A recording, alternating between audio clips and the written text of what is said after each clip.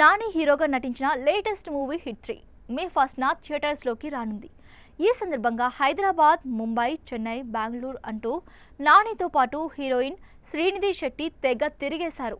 వరుస ఇంటర్వ్యూస్ అలాగే ఈవెంట్స్ అంటూ చాలా కష్టపడ్డారు. వచ్చిన ఫలితం ఏంటనేది మరికొన్ని గంటల్లో తెలుస్తోంది. హిట్ 3 సినిమాలో హీరోగా చేసిన నానినే నిర్మాతగాను వ్యవహరించాడు. ఇతడికి చెందిన వాల్ పోస్టర్ నిర్మాణ సంస్థ ఈ చిత్రాన్ని నిర్మించింది. బడ్జెట్ గురించి రకరకాల నెంబర్స్ వినిపించాయి.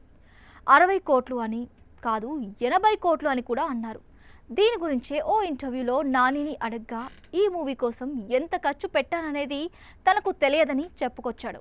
నిర్మాణ వ్యవహారాలు చూసుకునేందుకు ఓ టీం ఉందని, వాళ్ళు అడిగిన దానికోసం ఖర్చు పెట్టడం తప్పితే బడ్జెట్ గురించి తనకు అస్సలు తెలియదని నాని అన్నాడు. ప్రస్తుతం ఈ వీడియో వైరల్ అవుతోంది. హిట్ ఫ్రాంచైజీలో వచ్చిన గత 2 చిత్రాలు ఇన్వెస్టిగేటివ్ థ్రిల్లర్స్ కాగా ఈసారి విపరీతమైన యాక్షన్ జోడించారు. తెలుగులో హిట్ 3 తప్పితే వేరే సినిమాలేం రిలీజ్ కావట్లేదు.